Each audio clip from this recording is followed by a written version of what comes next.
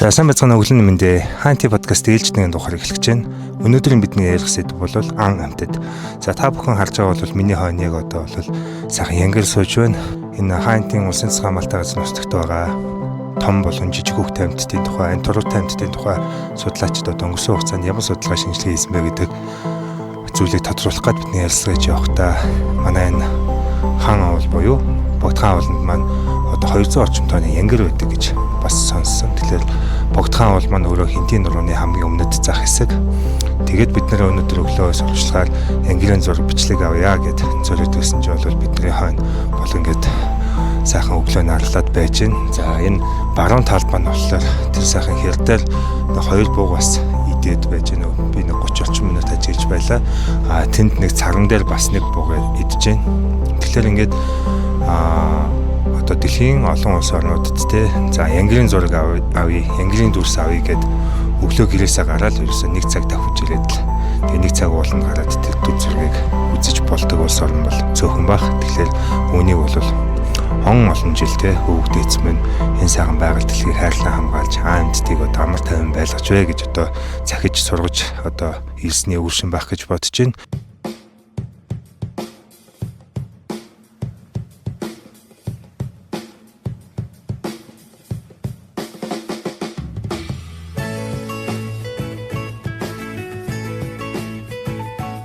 Сайн байцгаана уу? Намайг Ундрах хоёр гэдэг шинжлэх ухааны академи биологи үрэлэнгийн хөгтний экологийн лабораторийн эрдэм шинжилгээний ажилтан. Жижиг хөгттэй амьтдын судалгааг лабораториудаа хийж ажиллаж байна. Би болохоор энэ биологийн хүрээлэнгийн одоо хөгтний экологийн лабораторид эрдэм шинжилгээний ажилтнаар ажилладаг. Өнөөдөр одоо ерөнхийдөө би Хаантийн тусгай хамгаалалтын газрын газарт одоо ойн туруутай амьтны чиглэлээр ерөнхийдөө судалгаанд оролцож байсан. Тэрнийхээ ерөнхийдөө товч үрдэнгийн талаар танилцуулна. Жижиг хөгттэй амьтан ингээ ер нь бол яг Монгол орны хэмжээнд авч үзэх юм бол ер нь 100 гаруй зүйл байна.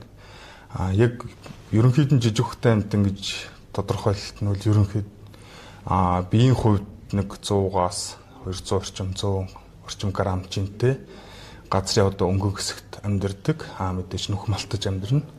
Тэгээд сүүгээр хоолдог тийм сэрт амьтдыг л жижиг хөгттэй амьтад гэж нэрлэдэг байгаа. Ойн туруутай амьтан гэдэг нь ерөнхийдөө ойн бүсэд амьдардаг. Одоо ерөнхийдөө мөчтийнх нь үзүүр хэсгийг одоо ерөнхийдөө эвэрлэг хатуу идээд бүрхэгдсэн одоо газар болон одоо ойтойгоо тасан зохицож хувьсаж өөрчлөгдсөн одоо үйл явцыг хэлж байгаа. Судалгааны арга зүй бол янз бүр. Бид нэр одоо тухайн зүйлийнхээ одоо судлах гэж байгаа объектоос болоо арга зүйгээ янз бүрээр сонгож байгаа. Сүүлийн үед ерөнхийдөө их хвчлэн одоо автомат камерын арга зүй байна.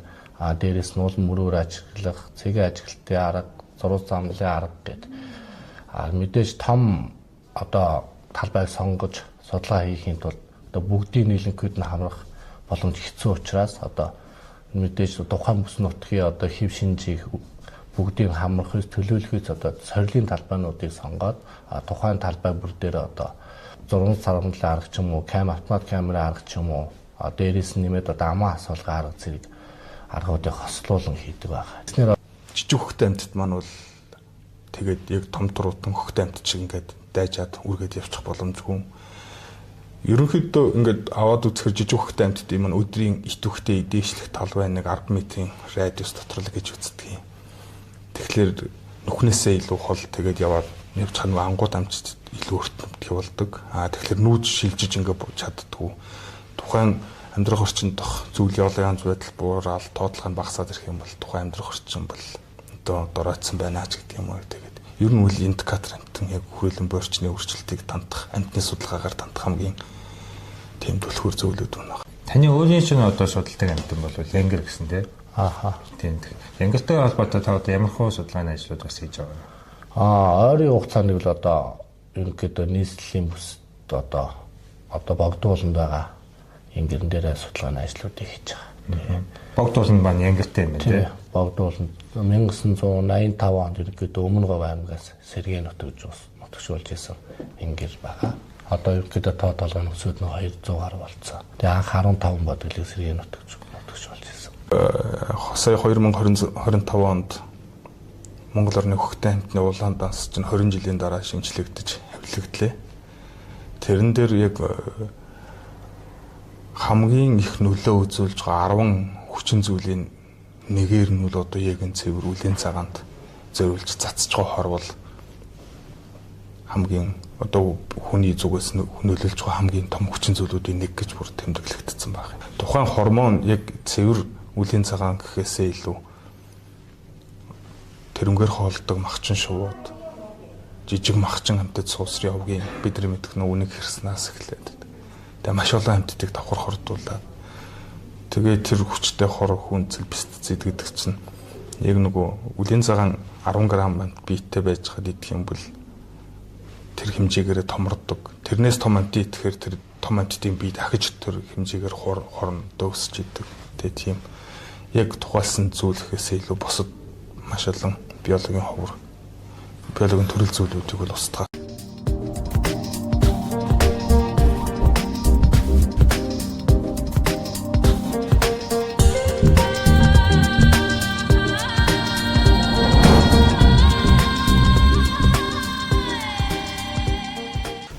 За, сайн байна уу? Үзэгчтэй ахын сайхан өдрийн мэндийг хүргэе. Хаантын усан цэцэн амралтын газрын тухай өгүүлж байгаа Хаанти подкаст тэлж дугаараараа өнөөдөр одоо шинжлэх ухааны академийн биологийн хөрөлн дээр ирээд одоо ээлж зочин тоолцох гэж байж байна. Бидний өнөөдөр ярих сэдэв бол хамтын ярина. За одоо үзэгчтэй бүхний одоо сонирхдаг хандгаа гөрөөстэй. Тэгээд дээрэс нь одоо босод тэр туруутай амьтнуудын тухай ярина. Тэгээд өнөөдрийн бидний ярилцагч очин бол шинжлэх ухааны академийн биологийн хөрөлнгийн элдэм шинжилгээний ажилтан Улан Бүрэнх байгаа. Сайн байна уу? За сайн байна. За баярлалаа. За сайн байна. Та бүхэнд өнөөдрийн мэндийг хүргэе. Би болохоор энэ биологийн хүрээлэнгийн одоо хөхний экологийн лабораторид эдэм шинжилгээний ажилтнаар ажилладаг. Өнөөдөр одоо ерөнхийдөө би Хаантын тусгай хамгаалалтай газрын газарт одоо ойн туруутай амьтны чиглэлээр ерөнхийдөө судалгаанд оролцож байсан. Тэрнийхээ ерөнхийдөө товч үрдэнгийн талаар танилцуулнаа. За тэгэхээр яг подкаст гэдэг бол тий одоо ярьж байгаа сэдвээ үзэгчдэд ингээд өмнө нь хизээс сонсож байгаа хүмүүс нэг ингийн ойлгомжтой мэдлэг хүргэх тийм л зорилготой формат байгаа тий. Тэгэхээр хоёулаа эхлээд үзэгчдэд энэ хүүхдэд амтан тэгээд энэ туруутан гэдэг тий энэ шинжлэх ухааны нэршлүүдэд тайлбарлаж өгдөг. Бид нар чи одоо ингээд хүүхдүүд залуучууд ойдод байгаа амтан л бол амтан ч гэж бас бодож байгаа шүү дээ тий. Ойн туруутай амьтан гэдэг нь ерөнхийдөө ойн бүсэд амьдардаг. Одоо ерөнхийдөө мөчтийнх нь үзүүр хэсгийг одоо ерөнхийдөө эвэрлэг хатуу эдээр бүрхэгдсэн одоо газар болон одоо ойтойгоо тасан зохицож хувьсаж өөрчлөгдсөн одоо үйл явцыг хэлж байгаа. Тэгээд одоо Монгол орнд ихэд одоо ерөнхийдөө нэг 141 хөхтэй амьтан байдаг. Одоо эдгээрээс одоо хангай нуруу, хинтээ нуруу хөвсгөлийн нуруур бол нийт одоо зүйлийн байлг нь одоо хамгийн элбэг үе одоо 60 гаруй зүйлэн тархны амьдардаг. Миний хувьд болохоор одоо 2021 онд одоо Минжээ ангаа, Шарлан 21 орчимд одоо ойн туруутай амьтад болгоод молцог андгай, бор өрөөс, буг, бадан хөдөр зэрлэг хаан судалгаанд оролцож исэн. Тэгэд тухайн судалгааныхаа үр дүнг болохоор ерөнхийдөө одоо өмнөх суурь судалгааны материалуудтай нэгтгэхэд мөн сүүлийн судалгааны материалуудтай нэгтгэхэд одоо тухайн популяцийн тоо толгой өөрчлөлт тэгэхэд тэдгээс нөлөөлж их хүчин зүйлийг одоо судлахыг зорж ажилласан байгаа. Хаантын тусгай хамгаалалтай газар мөн өөрөө болохоор нэг дэд тайгаа голын хөндий одоо намархаг зэрэг экосистем нь олон хэв шинжийг илэрхийлдэг учраас одоо Монгол орны одоо нэг ойн туруутай амьтдын идэвхжил цөм амьдрах орчин болдог. Одоо өөрөөр хэлбэл одоо тухайн одоо цаашид доктортой өснө төлжих одоо тэгээд өснө төлжих одоо нөхцөлийг бүрдүүлсэн бүснүүдийг гэж хэлж болно. За үзэгчид сая таны нэр дурдсан амьтдаас бас бодож иж магадгүй те. Та сая нөгөө туруутай амьтан дотор бас гахаа байгаа гэж хэлсэн те. Тэгээд нөгөөдөл энэ улан сонслоо нөгөө буг гөрөөс байгаа гэдэг. Тэгээд энэ хоёрын хамаарал ялгаа нь юу гэдэг вэ? Нэг нь болохоор ойн туруутан ойлал ойн туруутай амьталтай. Нэг нь болохоор бугын овгийн амьтанд хамаарна. Зэрлэг гагаа нь болохоор гахаа овгийн амьтад хамаардаг. Тэгээд гахааны хувьд болохоор ерөнхийдөө улаан насанд ховор зэрэглээ бүртгэгдсэн амьтан байна. За тэгээд саяны нэр дурдсан амьтдаас та одоо ингээд тоо толгой популяцийн одоо судалгаанд оролцсон гэдэг чинь шүү дээ тийм. Тэгээ өнөөгийн нөхцөл байдлаар эдгээр нэр дурдсан амьтдын одоо хамгийн ховор цөөнүүд нь анхаарал хандуулах шаардлагатай амьтад нь аль аль вэ? Өнөөгийн нөхцөлд гэвэл ерөнхийдөө одоо мэдээж одоо улаан номны англи одоо нэг ховор ингээд бүрдсэн буюу одоо Молцыг хандгаа байна, Бадан Хотор байна. Эдгээр амьтдууд нь бас чухал ач холбогдолтой. Тэгэхдээ одоо байгаль байгаа бүхий л амьтад ерөнхийдөө хамгааллын хувьд экосистемд бүгд ижилхэн тэнцвэрийг хадгалдаг учраас хамгааллын хувьд одоо маш өндөр ач холбогдолтой. Одоо түүхэн суурь судалгаанаас аваад үзэхэд одоо ер нь 1970 онд бол ерөнхийдөө хангаай нуруу, хинтээ нуруу ерөнхийдөө ойн тургуутай амьтдад одоо 1000 гаатах нэслэл харьцангуй өндөр байж байгаад одоо тэгээд 2000 он хүртэл ерөнхийдөө бас маш өндөр буурсан хандлагатай ажиглагдчихсэн. Энэ нь болохоор яг одоо тухайн үеийн нийгмийн эдийн засгийн шинжилэлт мэдээж тэгээд дээрээс нэг галт зэвсгийн хараа хяналтгүй байдал бас мөн одоо нүг амьтны түүхийдээ гаралтай бүтээгдэхүүн бас өндөр байсантай холбоотой. Тэгээд популяцийн нэгчлэл нь ерөнхийдөө 2007 оноос эхлээд харьцангуй тогтвортой болж одоо нэг ойн тургуутай амьтны одоо тархац нутгаад хэлэх амьдрах орчноо одоо шилжих өөрчлөх хандлагууд ажиглажсэн. Энэ нь болохоор тухайн хамгаалтын бүс нутагт болохоор төсөл хөлбөрүүд хэрэгжилсэн хамгаалтын менежментийн зөв хэрэгжиж байгаа бас илтгэж байгаа. Үүнийгээ дагаад одоо та толгойн хөсгийн ирээр бас популяцийн бас устдах хэсэг бас аюултай байж болзошгүй. Одоо жишээ нь ихэд 2021 онд хийсэн одоо зэрлэг гахаан өвчлөлийн судалгаар болохоор ерөнхийдөө одоо хайнтын тусгай хамгаалтай газрын мөнгөн морд орчмоос ерөнхийдөө гахаан одоо мэлцэн гэдэг өвчин илэрсэн. Энэ нь болохоор гахаан болохоор ерөнхийдөө өөрөө нэг бүл үүсгэнээс хүргээр амьдардаг учраас өвчин дэгдвэл одоо ингээд ерөнхийдөө бөөндөө устгах эрсдэлтэд бол одоо энэ төрлийн судалгаануудыг одоо маш цааш хийх шаардлагатай гэж үзэж байгаа. Мөн одоо тэр нэг байгалийн дагалдах баялагийг ашиглах одоо аялал жуулчлалаар одоо зам тээвэрт их хэмжээний зам гаргах эсвэл одоо хараа хяналтгүй байдлаас доогийн ирийн төмөр гарах нь одоо мэдээж одоо зэрлэг амтаа маш их хүн хэмжээний хохирол учруулдаг. Одоо хаантын одоо байгаль хамгаалагчдын ингээд бичлэгүүдтэй л ихээр ингээд слайд камер тавьсан дээр бол ингээд зарим нэгэн буутаа хулгайчдын дүрс нь ороод тэгээд нөгөө хамгаалагчд маань нөгөө хойноос нь хөөцөлдөө тэгээд нөгөө тухайн орон нутгийн цагдаад одоо нартай хамтарч ажиллаад одоо итгэхгүй болгох ч гэдэг юм уу те бас байгаль хамгаалагч маш хүн хэцүү нөхцөлд одоо ажиллаж байгаа харагддаг одоо юм хавар өвлийн ч юм уу те тэгээд хүмүүс бас бодож байгаа те ер нь бол өмнө монголчууд ингээл энэ нэг ч агнаад л болоо л гэдэг гэсэн шүү дээ. Тэгээ одоо ягаад агнаж болохгүй та нар одоо ингээл юм л болгоныг ингээ хааж яд хоригдж яд ингээ бас дотроо зарим хүмүүс бодож иж магадгүй та энэ үзлүүдэд юу гэж хэлэх вэ? Мэдээж одоо тэр байгаль хамгаалагч ч одоо цастай шуургатай бүхий л цаг одоо байгалийн хүнд хэцүү даваад одоо амтан байгалийнхаа урган дурхийг одоо хадгалж үлдэхийн тулд хичээл зүтгэл гаргаж байгаа хүмүүс мэдээж тэр хүмүүсийн хичээл зүтгэлийг маш сайн үнэлж урамшуулах хэрэгтэй. Тэгээд амтны агнуурын хувьд гэх юм бол ерөнхийдөө одоо ер нь тоо толгойн өсөлт одоо тэр тухайн популяцийн судалгааны нөхөн төлжилт ч юм уу тэр шинжилгээний үндэслэлтэйгээр одоо тэдгэрийг маш сайн судалсны үндсээр бас зарим нэг зүйлийг бас агнах нь бас зөв. Тэг. Хамгийн гол нь судалгаа шинжилгээний баримтандаа тулгуурлаж иж одоо популяцийн нөхөн төлжих чадвартай байвал тэрийг агнахаас хойш одоо өслөөгөөл бас хүмүүсийн ам мэдээ бас тиймэрхүү юмд итгэж агнаад байж бас болохгүй. Тийм мэдээж тэгээд тусгай хамгаалтай газрын байгаль хамгаалагч нар одоо байнгын мониторинг хяналт шалгалтаа хийж байгаа учраас ерөнхийдөө газрынхаа байдал, амьтдынхаа чиг хандлага, шилжилт хөдөлгөөний хэм маяг гэх мэт мэдээллүүдийг бас маш сайн мэдж идэг. За 21 орчмын одоо тэр байгууллагууд бол маш олон төрлийн судлаачид очиж судалж одоо тоо шинжилгээ гаргаж байгаа. Таныг анхтанд одоо ингээд судалгаа хийх гээд очиход ерөнхийдөө төрсэн сэтгэгдэлтэй бас аяллаа ингээд одоо тусламжаас оролцож намар очсон байж байгаа нот. Тэгэхэд үнэхээр гайхалтай. Тэр байгалийн тогтоц, тэр голын тэр урсгал тэгээ дээрээс нь тэр одоо зам харга байж тэр чинь намар явсан бас шавар шалбайхтай бас нэлээд бид хэд бас хадлын явдалтай очиж исэн. Тэгэхэд бас үнэхээр гоё байсан. Тэгээд тэр нь бол одоо тэг ой тавд очиод амтны судалгаа хийхдээ та бүхэн яаж ажилтдаг юм бэ те? Судалгааны арга зүй бол янз бүр. Бид нар одоо тухайн зүйлийнхээ одоо судлах гэж байгаа объектоос болоо арга зүйгээ янз бүрээр сонгож байгаа. Сүүлийн үед ерөнхийдөө их хвчлэн одоо автомат камерын арга зүй байна. Дээрээс нь улам мөрөөр ажиглах, цэгийн ажиглалтын арга, зураг замлын арга гэдэг.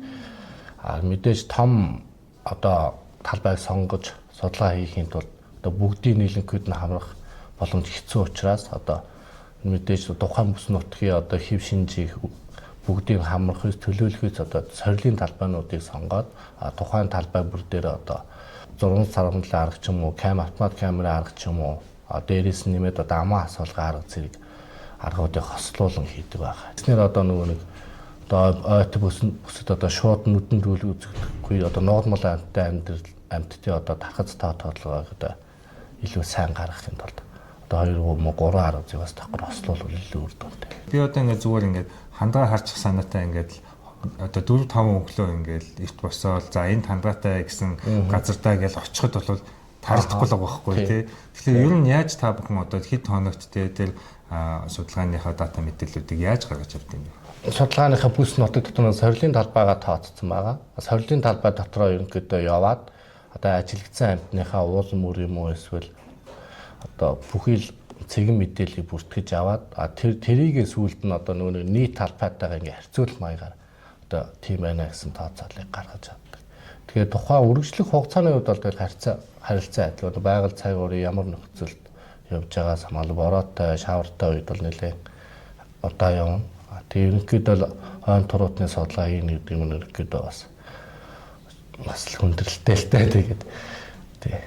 Өвөл цаг агаар. Одоо ингээд манай усад хандгаа 7000 орчим байгаа гэж та хэлж штэ тий. Тий 10 оны судалгаа. 10 оны судалгаа. Энэ хандгаа гэдэг амтны тухай та бас үзэгчдэд сонирн болгож явж байгаа штэ. Ер нь ямар амтан байдаг юм бэ? Ямар одоо зан төлөвтэй. Тэгээ хүмүүс бол хамгийн том гэдгээр нь л одоо бодоод байгаа штэ тий.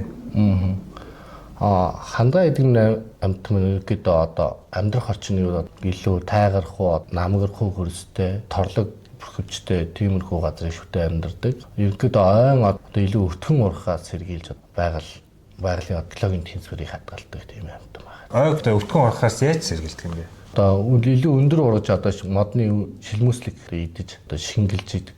Хандгаатай одоо өөрийг нь одоо ингээ байгалийн жамаар одоо ингэж устгагч идэгч амтан ямар байдаг вэ? Чон бол идэж чадахгүй л хата тийм. Чон идэн яг нөгөө үр төлөлийн идэн мэдээж нөгөө одоо үйлчлэл хүндэрсэн ч юм уу цагуу тааламжгүй болсон үед одоо тухайн амьтдын одоо бие махбод сүлдсэн дээр нь бас бас хоргодл үүсгдэг байгаа.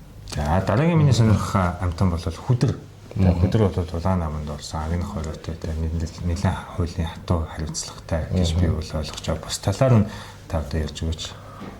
Монгол орны хэмжээнд ерөнхийдөө сүүлийн судалгааны 6500 гаруй хүдэр байгаа гэсэн судалгаа байдаг.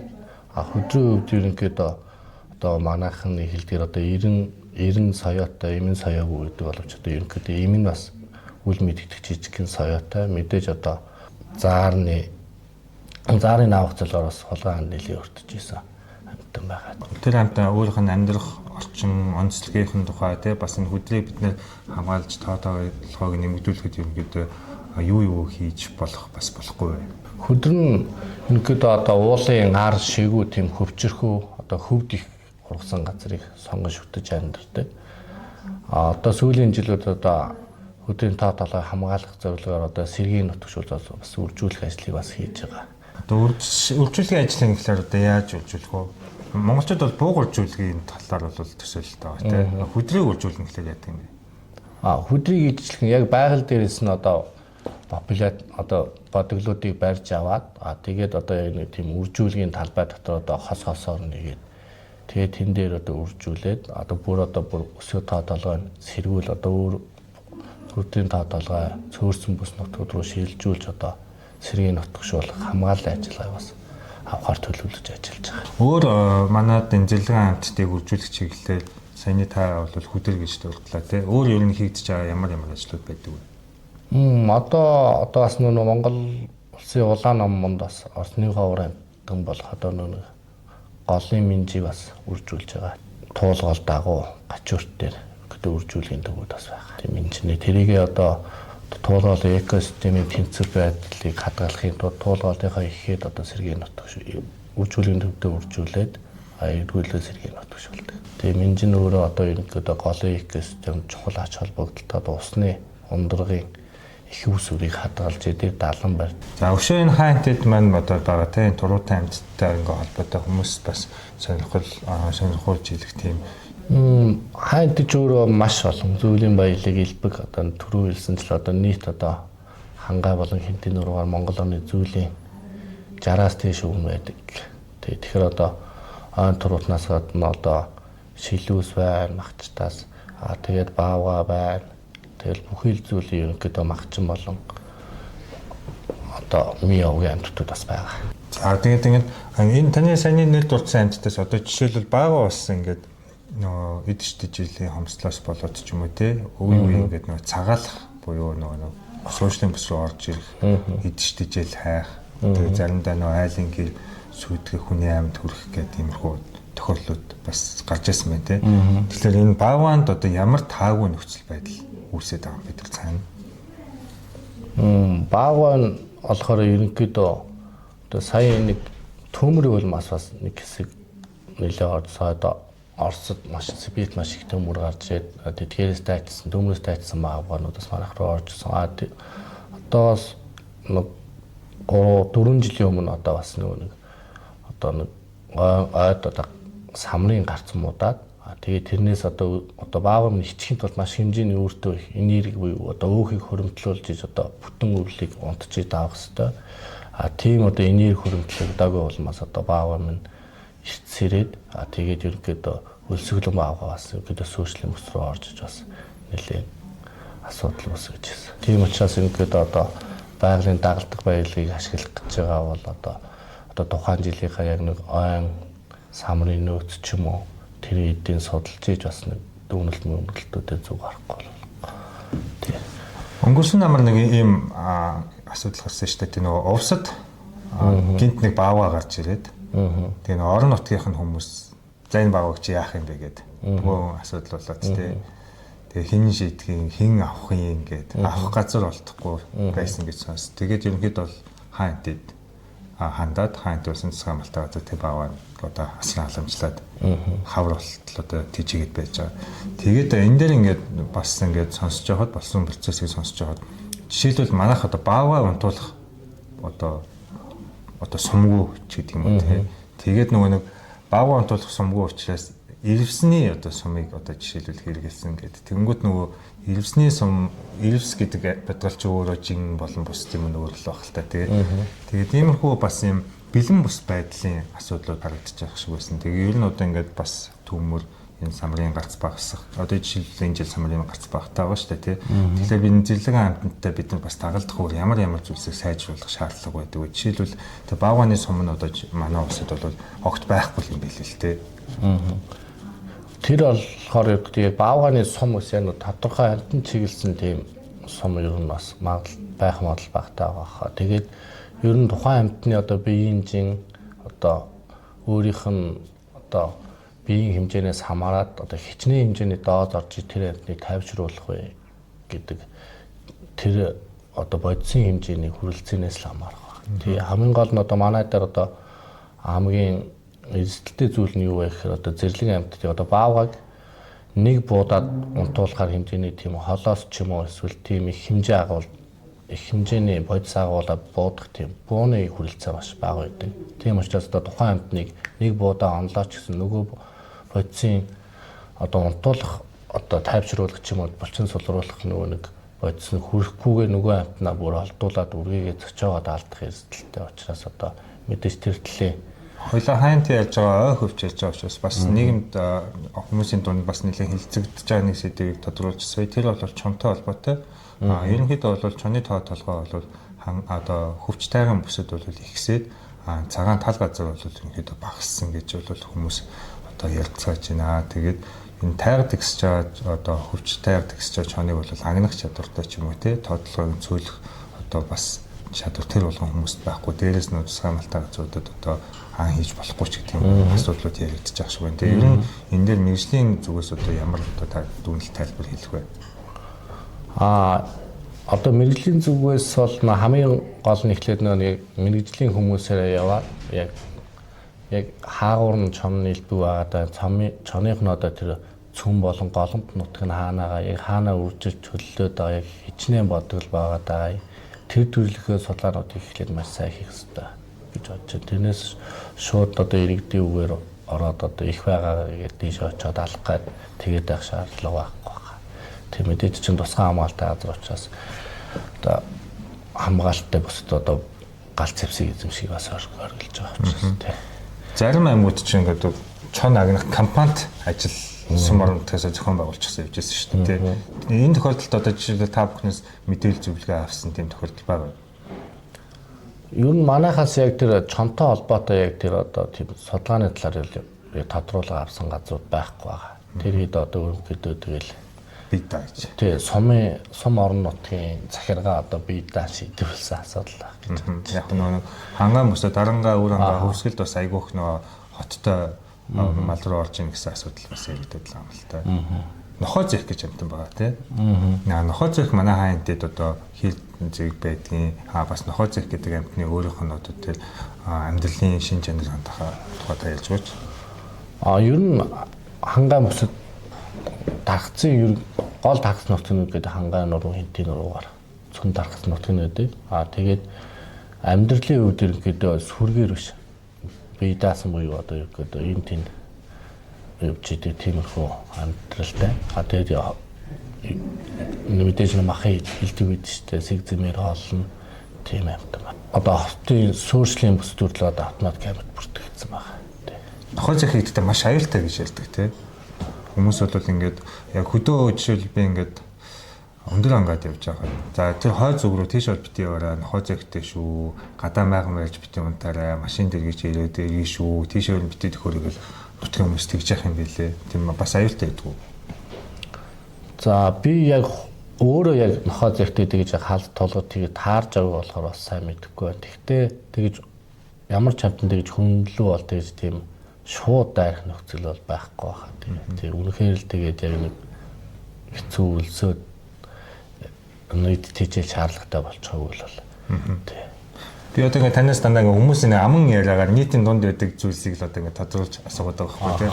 Тэгээд одоо жишээлбэл намдаг баан хөвшин чон үйлсэн ч гэдэг юм уу те. Бас энэ Оросд бас энэ чонтой холбоотой агнуутай холбоотой ингээд зохиолууд уншиж байгаа. Тэр амтны юунаас ингээд амьдралын бүх мөчлөгийг ингээд яг л тэр дотор нь байж байгаад мэдсэн юм шиг ингээд айгүйх битсэн байдаг те. Биологч та бүхнийг бас тэр амьтдын одоо ингээд бүтэн циклийг ингээд судалдаг гэж би ойлгож байгаа. Тэгээ ер нь бол нэг төрлийн амьтныг одоо сонгож аваад тэгэж одоо бүтэн циклээр нь ойлгоход хүн ер нь хэр хэмжээний цаг хугацаа зарцуулдаг вэ? Ер нь амьтныг одоо судлаад байна бол судалгааны зүйлүүд маш их байгаа. Тэрийг одоо насаараа судалсан ч болох байх гэж бодож байна. Тэр ер нь. Тий. Тэс яг тодорхой хэмжээд судлаад дуусчих биш. Одоо тэр чинь ингээд тухайн үеийнхээ одоо нийгмийн өөрчлөлт ч юм уу байгаль цаг үеийн өөрчлөлтөөс хамаарат тухайн амьтан нь одоо тоо толгойн хэлбэлцдэг ч юм уу хөл хорогдолд ороод бас нүүр тийш нь хамгааллын ажлыг эсрэг нутгшуулдаг ажил гардаг ч юм уу. Тийм учраас одоо ингээд байнгын судалгаа хийж байна. Таны өөрийн чинь одоо судалдаг амьтан бол Янгер гэсэн тий. Тийм. Янгертэй холбоотой та одоо ямар хөө судалгааны ажлууд бас хийж байгаа вэ? Ойрын хугацаанд бол одоо ерөнхийдөө нийслэлийн бүсд одоо богдууланд байгаа Янгерн дээр судалгааны ажлуудыг хийж байгаа. Богдууланд маань Янгертэй юм байна тий. Богдууланд 1985 онд ерөнхийдөө өмнө говь аймагаас сэргээ нутгшуулж исэн Янгер байгаа.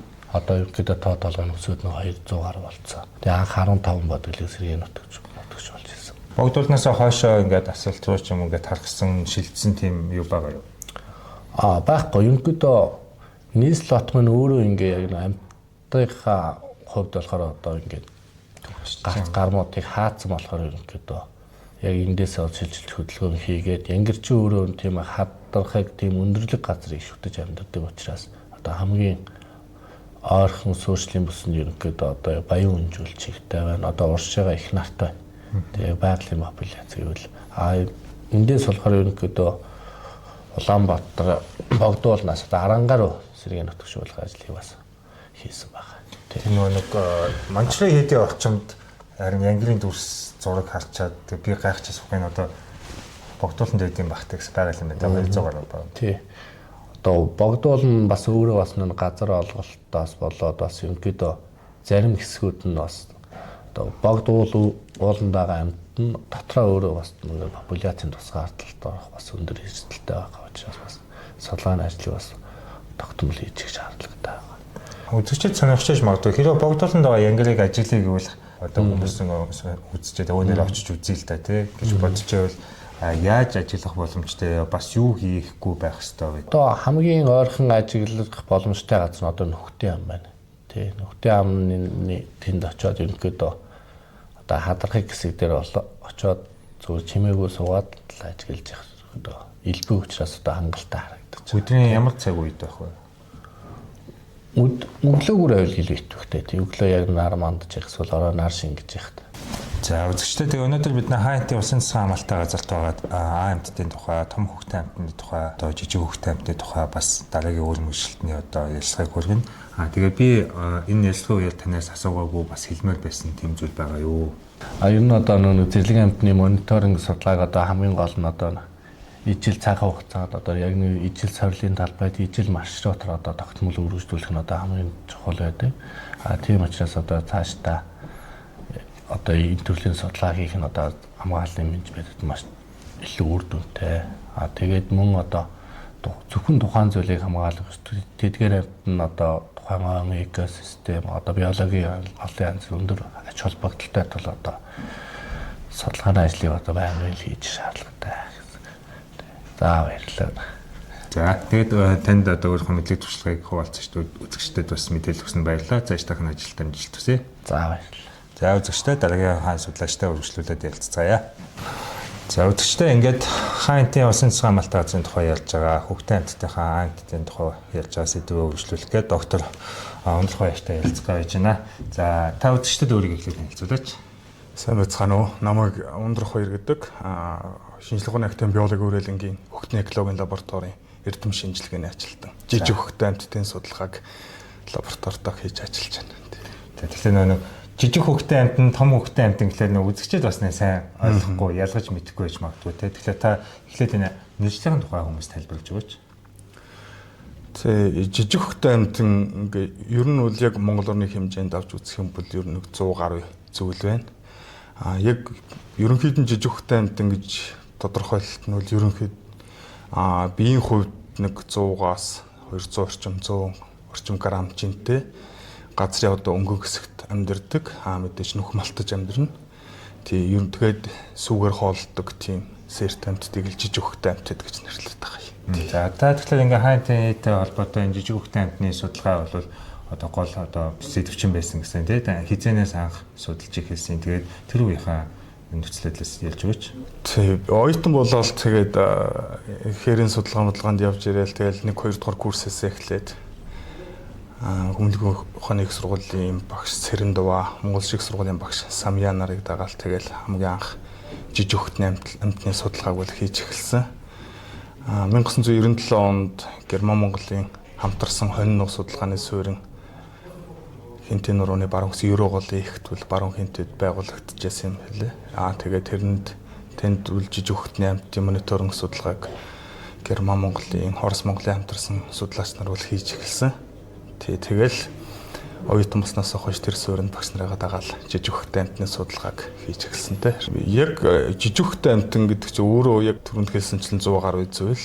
Тэгээд ерөнхийдөө бол тухайн нэг зүйл гэхээс илүү яг бакалавр магистрийнхаа судалгааг бол баруун хинтийн хонь нуг орчмын жижиг хөвгтэй амьтдын мониторинг, бүлгэмдлийн экологийн судалгааг бол ер нь төлхөө хийж байсан. Тэгэхээр таны нэрд дурдж байгаа энэ хонь нуг орчин бол одоо бусад маш олон төрлийн одоо бас судлаа экспедиц одоо явагдсан тийм газар шүү дээ. Тэгэхээр тэнд одоо энэ бүлгэмдлийн хаант судалгааны дүнэлтүүдээс үзэгчдэд хуваалцаач. Тэгээд одоо судалгааны үр дүн бол ямар одоо дүнэлт гарч ирсэн бэ? Тэнд бол яг олон янзын арга зүгээр бол олон яг судалгаануудыг үл хийжсэн. Яг КНАФ юу нөө жижиг хөвгтэй амьтдыг унгаан бариад тэгээд зүйлийн олон янз байдлыг тогтоох. Тэгээд биологийн судалгааг бол яг голцоо төлхөө хийж гүйцэтгэжсэн. Тухайн КНАФ тавьж судалгаа хийсэн үр дүнгээр бол нэг 8 зүйлийн мэрэгч 7 зүйлийн шавж идчихдэг. Нийт 15 зүйлийн жижиг хөхтэй амьтдыг бол тэнд судалгаа хийсэн жилүүдэд барьж тэмдэглэж одоо даргац нутгийг нь бол тэмдэглэж тэнд барьжсэн. Мөн хонь нугарчмдаа бол яг бид нар ялгаатай жижигхэн 10 ийм өөр амьдрах орчныг сонгож аваад одоо жишээлх юм бол уулын ингрийн хуурай хээр, уулын модтой хээр, татмын нуг, хаж чулуурх газар, алаг өвсд нуг, одоо яг бут сундуултай одоо тиймтэй шинсэн ой, холимог ой гэдэг өөр хоорондоо харилцаа адилгүй 10 амьдрах орчныг сонгож аваад тэндээ судалгаа хийжсэн. Зорилго маань бол яг ямар хөхтэй амьтдын яг ямар амьдрах орчныг илүү шүтэж байршдгийг. Тэдгээр нь хоорондоо нэг зүйл нь олсроход нөгөө зүйл нь одоо тоотлого ахаад багасдаг юм уу, эсвэл ихсдэг юм уу, одоо бүлгэмдэл доторх өрсөлдөөн гэж байдаг юм уу гэх мэт одоо яг шинжилгээ ухааны асуултуудад хариулах зорилготой байл тухайн судалгаануудыг үл хийж гүйцэтгэж байсан. За тэгэхээр та бүхэн тэр сонирхсан асуултанд ямар хариулт авсан бэ? Яг энэ хонь нугарчмын энэ олон улсын судалгааны суурьнд хийгдсэн судалгаа бол нэг Монгол улсад ер нь бас жижиг хөхтэй амьтны судалгааг тасралтгүй удаан хийсэн нэлээд тийм цогц судалгаа болж чадсан.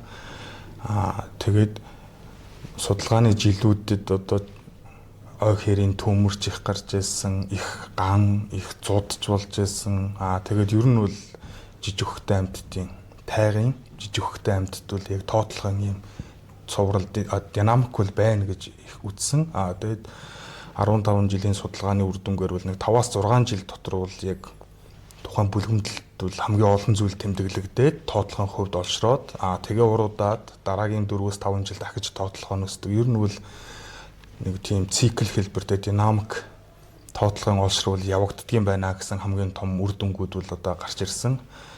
Тэгээд жижиг хөхтэй амьтад маань өөрсдөө яг өвлийн засны зузаан их байгаад температур нэг агарын температур огцсон тийм хүүтрэхгүйвэл хамгийн тааламжтай амьдрах орчин болдог. Тэгээ өвлийн агарын температур бол тухайн жижиг хөхтэй амьтдын маань зүйлийн баялаг олон янз байдалд бол бас хамгийн их нөлөөлөгч хүчин зүйлүүдийн нэг юм байна гэдгийг бол бас олж тогтоосон. Тэгээд тоотлогын олсрлын жилүүдэд бол дагаад шин зүйлүүд бол маш ихээр тэмдэглэгдэжсэн.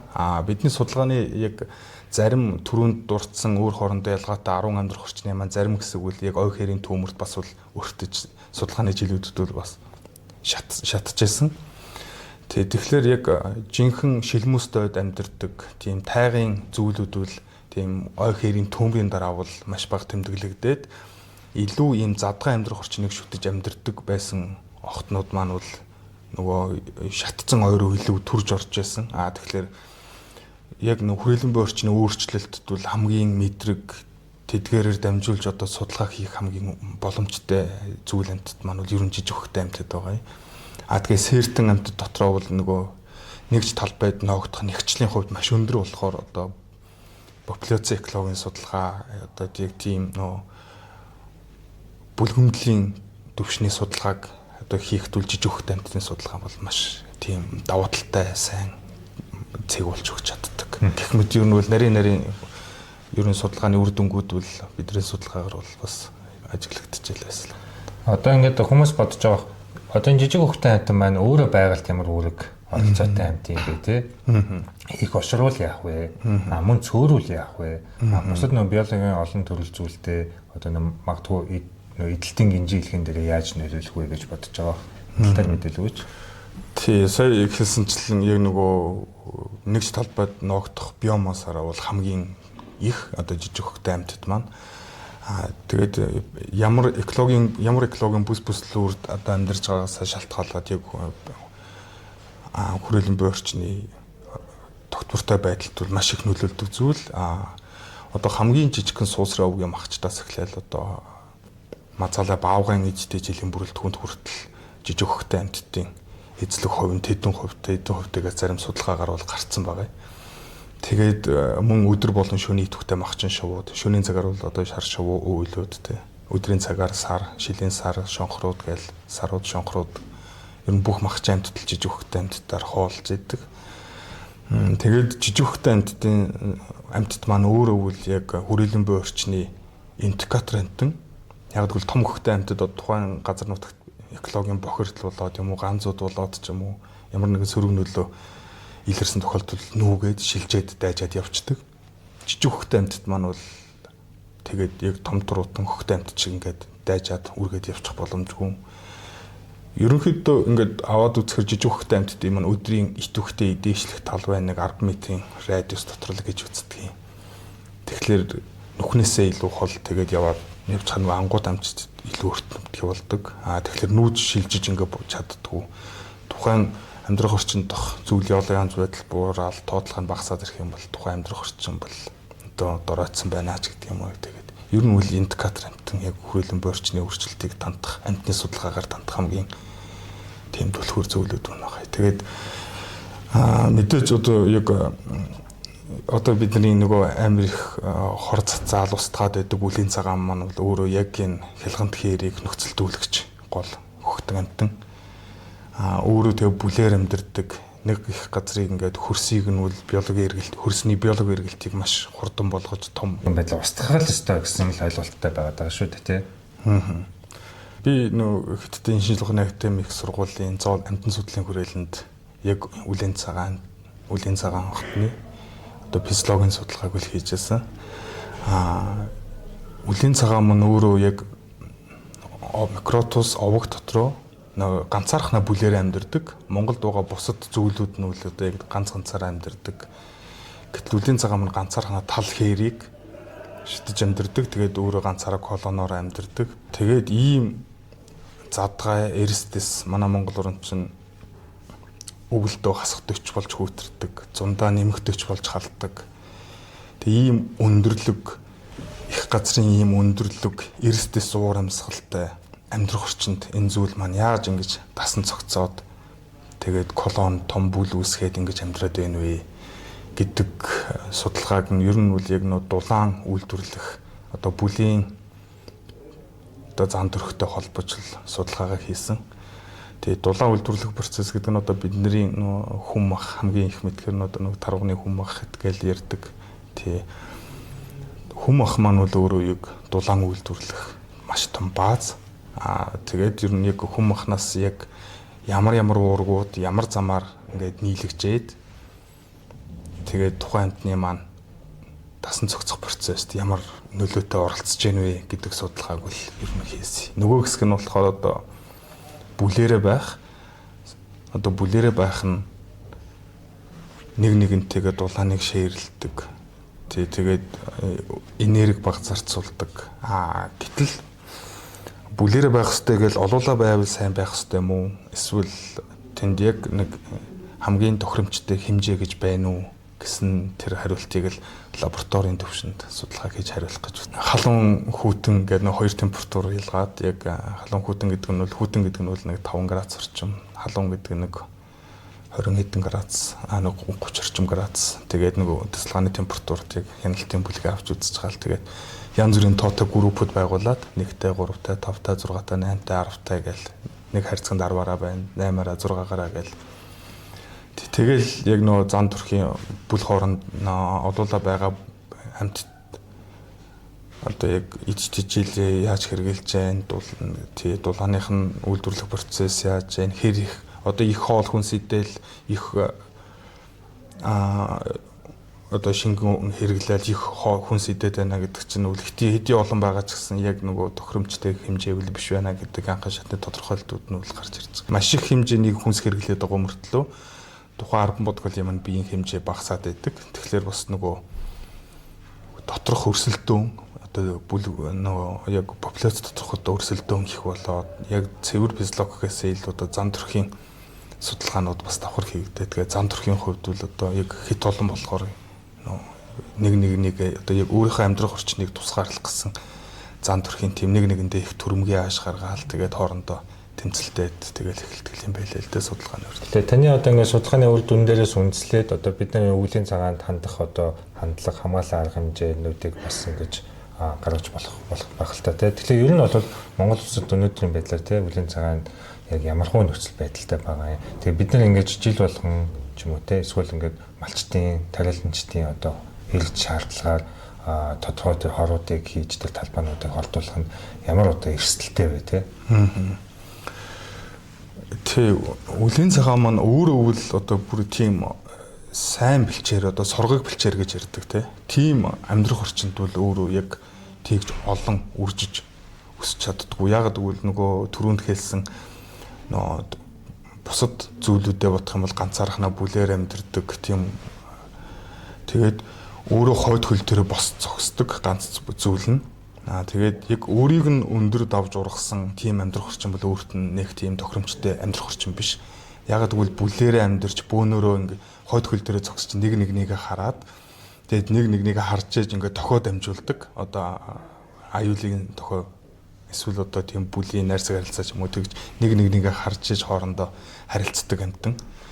Тэгэхээр одоо яг зөвхөн үлийн цагаан гэхээсээ илүү одоо яг нэг газар малыг маш удаанаар бэлчээрлээд ингээ ургамлын нөмрөг нь сэрэгжээд баг болоод ирэхээр л тухайн амьдрах орчинд үлийн цагаан маань өөрөө шилжиж суурьсч байгаа байхгүй юу. Тэг яг эсрэгээрээ хэрвээ үлийн цагаан байхгүй бол манай дорхонд Монголын хялганд тэр байх уугүй юу бас гол нөхцөлд үлгч амт хүчин зүйлийнх нь нэг үлийн цагаан байх гэж бодож байгаа. Хор цацхын хувьд бол одоо яг тухайн чиглэлээр үйл ажиллагаа явуулдаг тийм салбар хүрээлэнгүүд бол бас байдаг. Тэгээд тэд нар бас яг тодорхой хэмжээнд бол хорыг цацаал байдаг юм шиг байна. Тэгээд одоо яг сая 2025 онд Монгол орны хөхтэй хамтны улаан данс чинь 20 жилийн дараа шинжлэгдэж хэвлэгдлээ. Тэрэн дээр яг хамгийн их нөлөө үзүүлж байгаа 10 хүчин зүйлийн нэгээр нь бол одоо яг энэ цэвэр үлийн цагаанд зориулж цацж байгаа хор бол хамгийн одоо хүний зүгээс нөлөөлж байгаа хамгийн том хүчин зүйлүүдийн нэг гэж бүр тэмдэглэгдсэн байна. Тухайн гормон яг цэвэр үлийн цагаан гэхээсээ илүү тэрнгээр хоолдог махчин шувууд жижиг махчин хамтад суусар явгийн бидний мэдэх нүунийг хэрснээс эхлээд тэгээ маш олон хамтдыг давхар хордуулаад тэгээд тэр хүчтэй хор хүнцэл пестицид гэдэг чинь яг нөгөө үлийн цагаан 10 г амт биеттэй байж хад идэх юм бол тэр хэмжээгээр томрдог. Тэрнээс том амт идэхээр тэр том амттын бие дахиж тэр хэмжээгээр хорн дөөсч идэг. Тэгээ тийм яг тухайлсан зүйлхээс илүү бусад маш олон биологийн ховор биологийн төрөл зүйлүүдийг бол устгаад байгаа. За хоёулаа сэдв буцаа хаан хэлтий дээр бодъё. Одоо ингээд уур амьсгалын өөрчлөлт дэлхийн дулаарлыг бол одоо бүх төрлийн судлаачид өөр өөрсдөө чиглэлээр одоо дүнгийн шилж байна те. Тэгэхээр таны судалдаг чиглэлээр энэ дулаарлалтай холбоотойгоор тэгээд энэ жижиг хөвгтэй амтнуудтай хаан хэлтий дээр ямар нэгэн одоо эсвэр нөлөө эрсдэл гэж байгаа юу? Бид нар бол нөгөө судалгаагаа 6 сараас эхлээд 9 сар 10 сарын хооронд бол хийж гүйцэтгэдэг тэнд 2-3 янзын арга зүйг ашиглаж бас нэлээд урт хугацааны судалгаа хийдэг. Тэгээд бидний судалгааны цэгт ойролцоо цагуурын станцуудаас л бид нар бас яг мэдээг нь өвлийн засны зузаан, температурын мэдээг гээл бус мэдээнүүдийг аваад дараа жилийнхаа тоотлогын өсөлт тийм үү бууралттай нь холбож тайлбарлах гэж үздэг. Тэгээ яг бидний судалгаагаар бол яг тийм агарын температур бага байгаад засны зузаан их байсан өвлийн дараа жил бол бидний судалгаа жижиг хөхтэй амттын маань тоотлогоо бол яг бас мэдэгдэх хэмжээгээр бол өсөж байсан зүйлийн олон байдал ч гэсэн. Тэгээд яг одоо цэвдгийг дагж ургадаг одоо шилмөст моднууд байна. Тэгээд яг тэнд тэрийг шүтэж амьдэрдэг жижиг хөхтэй амттад байна. Тайгын бүр одоо яг жижиг хөхтэй амттаас гэж үзэх юм бол хөхөр олив гэж нэг нисдэг хэрэм гэж бид нар яриад байдаг. Тэр амттад маань жижиг хөхтэй амттаас бол яг тайгыг төлөвлөдөг индикатор амттан байхгүй юу? Тухайн орчинд олив байвал тэрийг тайг гэж үзэж болно гэсэн. Тэгээд яг тийм цэвдэг одоо хуш тэгээд бусад шилмөс модыг дагж амьдэрдэг жижиг хөхтэй амттын тоотлогоо маань бол багасаад буураад эхлэхээр ер нь одоо тухайн бүс маань бол яг нөгөө нөгөө цэвдэг нь одоо хайлж байгаа ч юм уу гисж байгаа ч юм уу тиймэрхүү тамаглалыг үл дэвшүүлж болох байх. Бидний судалгааны үр дүнгээр бол яг тэр төвөмөр гарсны дараах жил бол яг одоо л буцаж ингээд холимогой болж нөхөнд төлж хүртлээвэл одоо яг тийм өөр нөгөө илүү задгай амьдрах орчныг шүтэж амьдардаг жижиг хөхтэй амьтад бол яг тийшээ буцаад түрээд орчиж байгаа. Тэгээ олон жилийн судалгааны одоо яг нэг ач тус нь бол одоо энэ л байна л да. 15 жилийн өмнө бид нар энэ цэгээс жинхэнэ тайгыг төлөвлөдөг жижиг хөхтэй амьтдыг барьж байсан бол 20 жилийн дараа бид нар буцаж очиж барьж үзэхэд яг тийм илүү тийм чиглэг ч юм уу эсвэл хуурай амьдрах орчин, ил задгай амьдрах орчныг шүтэж амьдардаг жижиг хөхтэй амьтад тэмдэглэгтэй байвал тухайн амьдрах орчин маань солигдолд орсон байна. Ер нь одоо тийм чивцгийн хэсэлт яваад илүү ус нам гаргахыг болоод илүү хоорой болоод задгаа болоод ч юм уу те. Тий, ер нь бол судалгааг олон жил хийхин давуу тал нь бол яг 15 жилийн өмнөх, 20 жилийн өмнөх судалгаатай харьцуулж ер нь бол өөрчлөлтийг дүгнэх л хамгийн боломжтой. Та сая хэлсэн нөгөө жижиг хөхтэй амьтан бол жинхэнэ газар малтаж амьдардаг гэдгсэн шүү дээ. Тэгэхээр эндээс бас 2-3 юм гарах бах те. Нэгдүгээр нөгөө хөлсний доор байгаа тэр биомд одоо агарын урсгалыг нэмэгдүүлэх, хөнгөн сэрийг болгох гэж нэг юм байгаа. Хоёрдугаар нөгөө хүмүүс тэгдэг шүү дээ. Хилмиг нөгөө мартанпай хайтан самар идэж аян тэнд булаа мартчихдаг. Тэрнээс ууч нөгөө хошмод ургадаг гэдэг юм уу те. Тэгэхээр бас энэ ой модны босоод одоо энэ үр жимстэй ургамлуудын тархацсан дээр бас нөлөөлөлд байгаа юу? Тий, хэрэмж ирэх хоёр бол одоо яг хушны самрыг бол одоо маш их намар бол түүж цуглуулдаг. Бидний яг намар орой 9-10 сарын судалгааны үе ярьчихсан. Тэгээд бид хэд чинь судалгаагаа 2-3 янзын ялгаатай нөгөө багчнууд ашигладаг. Нэг нь бол одоо ингээд дотор нь ороод тэгээд ингээд дотроосоо хаалга нь хаагдаад амтан маань тэрэн дотор амьд ингээд байж идэг. Шерман, Чипоновка гэдэг 2-3 янзын тийм амьдаар нь барьдаг тийм багчийг бол барьж нэг судалгаагаа бол хийдэг. Тэр судалгааны явцд бол яг ингээд намар болоод ирэхээр бидний тэр нөгөө барих гэж тавьсан шермнийг маань хүнсний агуулгах гэж хардаг юм уу? Одоо хэрэмбэл яг нөгөө самраар нөгөө янз ургамлын үр жимсээр үл ингээд битүү ингээд дүүргээд ингээд тавьсан тохиолдлууд бол зөндөл байдаг. Хэрэмбэл баг нуусан самрынхаа 60-70% мартдаг амтан гэлөө. Тэгж нэг сонсчихсан. Тэгээд тэгэхээр үл ерөөсөө яг нөгөө ургамлын үр самар жимсийг үл энэ тэндгүй маш ихээр өөрөө нуудаг өвлийн одоо хоол хүнс болгож. Тэгээд тэр нь бол яг нөө тухайн зүйлийн модны маань одоо хуш гэж үзэхэд хушны самрыг бол одоо хушийг бол ургах одоо үрийн тараах хамгийн том тийм тараагч амттал. Нөгөө хэрний цуглуулсан самрыг аваа явчлаад амиа орлоод өвчдөг гэдэг. Тий, би бас сонсч л байсан. Гэхдээ яг өөрөө хараагүй үзээгүй болохоор үнэн худлыг нь бол сайн мэдэхгүй. Тэгтээ тэгж ярьдаг те. Одоо таны судалдаг жижиг хөхтэй амьтан дотор тэгж өөрийгөө амиа хорлох үзэгдэл гэж байд юм ба. За одоохондоо бол яг бич биологи хүрээлэнд орж ирээд 2015 он анх ажилд орж ирсэн. Тэрнээс өмнөх судалгаа хийжсэн бакалавр, магистрийн судалгаа гэхэлэр чи бас нэг 20 гаруй жил болчихж байна. Тэгэхэд одоо болтол надад яг тиймэрхүү юм бол тохиолдог бол. Ер нь одоо ингээ үзэгчд бас ер нь биологч юм судлаач юм юу гэдэг юм бэ? Яаж ажилт юм бэ гэж очиж магадгүй те. Та ер нь тэгээ очиод яг судалгааны орчинд ажиллах нөхцөл байдал те. Тэрнийхээ тухай ярьж өгөөч. Яг миний тэр хонь нуухт хийсэн бакалавр, магистрийн судалгааны суурин бол нөгөө Монгол Улсын их сургууль холбооны бүгд найрамдах Герман-Улсын Гётингений их сургууль хоёрын хамтарсан олон улсын суурин судалгааны төв. Тэнд үл зөвхөн Герман Монгол биш. Яг намайг ажиллаж байгаа үед үл дэлхийн 6-7 орноос судлаачид ирж үл ажиллаж байсан. Тий. Яг хоньны судалгааны суурин бол тухайн үедээ бол маш одоо тийм тогтвортой. Шувууны судалгааны лабораторитой, ургамлын судалгааны лабораторитой, хөхтэй амтны судлах лабораторитой, тэгээ оюутны байр маяг гэл тэгээ галт тоо тустаа гээл тэгээ одоо тэрүүл суурин судалгаа болохоор бол суурин бол одоо маш сайхан тогтсон байсан. Тий, одоо ажиллаж байгаа одоо бол бид нар яг ингээ хээрийн судалгаа хийгээ явхаар бол яг нэг цагийг сонгож олон жил судалгаа хийх тийм боломж бол одоо хоорондоо бол одоо хомс байна. Одоо бол одоо нөгөө хөдрөвчлөгийн суурин ч юм уу энэ ойрхон яг тийм манад бол суурингууд байгаа л та. Тий, яг Монгол орны хэмжээнд одоо яг экологийн бүслүүрээр нь хуваагаад судалгаа хийгээд явж байгаа тохиолдолд бол тэгэл ер нь нэг хээрийн судалгаа биднийх чинь нэг 5-6 сар гэж эхлээл дунд нэг сар орчим үргэлжлэн ирээд нэг хэд он тэгэл буцаалгаар нэг ер нь нэг 7 сараас 6 сараас эхлээл нэг 9 сар 10 сар хүртэл ер нь яг тийм судалгаагаа хийгээл. Тэгээд машинтай тэгэл майхантайгаа тэгэл явна. Өөртөө хоол цаа идэл. Тий өөртөө хоол цаагаа идэж уугаал тэгэл хийгээл. За ингээд үзэгчдэд өөрийнхөө дээр судалсан амьтны тухай судалгааны тухай мэдээлэл өгсөн танд баярлалаа. Тэгээд цааны цаашдаа ажилд амжилт хүсье.